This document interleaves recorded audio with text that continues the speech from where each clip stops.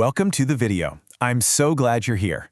Let me ask you something right off the bat. Are you working harder than your parents ever did?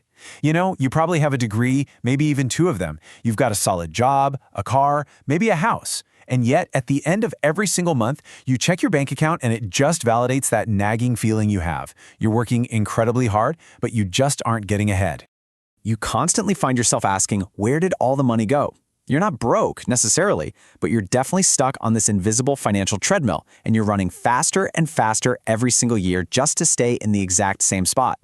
Well, here's the truth that nobody really wants to say out loud. The middle class isn't just struggling right now, it's quietly disappearing, and the system is built in a way that keeps you from noticing until it's far too late. But the good news? The wealthy have figured out a set of specific moves to opt out of this system entirely, and we're going to break them down. Here is our agenda for today. We'll cover the squeeze of 2026, deploying instead of saving, building multiple income streams, good debt versus bad debt, ruthlessly protecting your time, and finally, investing in financial education. Let's dive into Section 1, the squeeze of 2026.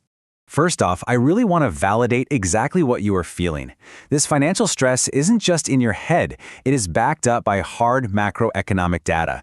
Over the last 20 years, the cost of housing has absolutely skyrocketed by over 200% in most major cities. Healthcare costs, they've nearly tripled. And yet, real wages, which is the actual purchasing power of your paycheck, have remained almost completely flat. So the middle class is being brutally squeezed from both sides. Costs are going way up, your purchasing power stays completely stagnant, and the gap between those two realities is exactly where your financial stress lives. This brings us to a fascinating concept called silent inflation compression. Economists use this term to describe what makes 2026 specifically dangerous. Because, even when official top-level inflation numbers are reported on the news as being okay or cooling down, the specific things that middle-class families absolutely depend on to survive, groceries, rent, insurance, childcare, they are rising much, much faster than those official rates. So your dollar genuinely does not go as far as it used to. You are definitely not imagining it. Which brings us to a pretty harsh reality.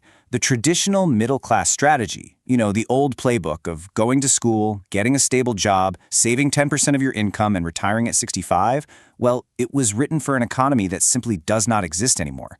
If you play by those old rules today, you are absolutely going to get squeezed.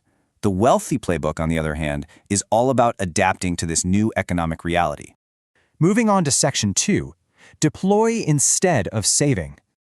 Now, this strategy requires a massive shift in how you fundamentally view the money sitting in your bank account. Rich people don't really think about saving money, because saving just means putting your hard-earned cash into a static account only to watch it slowly lose its purchasing power to inflation. Honestly, it's a losing game. Instead, the wealthy focus on deploying their money. Deploying means putting your money to work, so it acts like a tireless employee generating even more money for you while you're literally fast asleep. So, where exactly are you supposed to deploy it? Well, you give every single dollar a job. A non-negotiable percentage goes directly into assets before you even think about your living expenses. We're talking about deploying capital into things like index funds, real estate, a small business, or dividend stocks.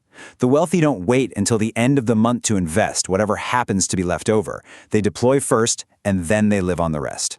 Section 3. Build multiple income streams. If you rely on that old playbook we talked about, you probably have a single point of financial failure. Now think about the number 7. That is a highly significant number in finance. The wealthy have, on average, 7 distinct streams of income. Contrast that with the middle class, which overwhelmingly depends on just one income stream. One job, one salary, one single source of cash. That isn't just risky, it's the absolute definition of financial fragility. Because if that one single job goes away, your entire financial foundation just collapses overnight. Now, don't panic. You do not need to build 7 streams overnight. But you do need to start asking yourself, what is my second stream going to be? Here are some incredibly actionable ideas you can start with. It could be freelancing using the skills you already have at your day job. It could be saving up for a rental property, building dividend income, starting a small online business, trying content creation, or even earning royalties. The goal here isn't necessarily to become a millionaire overnight with a random side hustle. The real goal is absolute financial resilience. Section 4, good debt versus bad debt. Okay, so this is a slightly uncomfortable reframe for a lot of people who were taught growing up that all debt is inherently evil. But the wealthy aren't afraid of debt. They just use it completely differently. Middle-class debt is what we call liability debt. We're talking credit card debt, car loans, those buy now, pay later schemes. It's borrowing money to buy things that actively lose value. It literally makes you poorer. Wealthy debt, however, is leverage. This means using mortgages on income-producing properties or taking strategic business loans to buy assets that gain value or generate steady cash flow. The golden rule here to protect yourself from the trap is super simple. Never, ever go into debt for a liability. Only consider debt if it's for an asset. Section 5. Ruthlessly protect your time. Now we're going to shift our focus away from money and talk about something far more critical. It's a move that often gets completely ignored in standard personal finance advice. The wealthy understand that time is their ultimate limited resource, so they run a strict, regular audit on their lives using 3 basic steps: automate, delegate, and eliminate. Step 1, they automate their bill payments and their investments so they never have to waste mental energy on them. Step 2, they delegate tasks that just aren't worth their hourly rate. And step 3, they ruthlessly eliminate low-value tasks and distractions that do not move them forward financially or personally. Because every yes to a distraction is a no to building your future. This entire concept is summarized perfectly by a very simple truth. Money can be earned back. Time cannot. The core ethos of the wealthy is that they treat their free time outside of their main work as prime building time, not just passive recovery time. Think about it. You can always make another dollar, but you can never, ever make another hour. Section 6. Invest in financial education. This is the final and, quite frankly, the absolute most crucial move that makes every other strategy we've talked about possible. Just think about this massive gap for a second.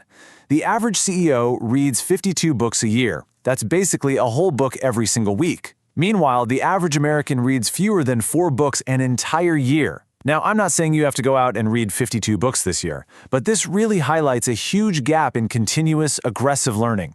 The highest return on investment you can possibly make right now is simply taking the time to understand how money actually works.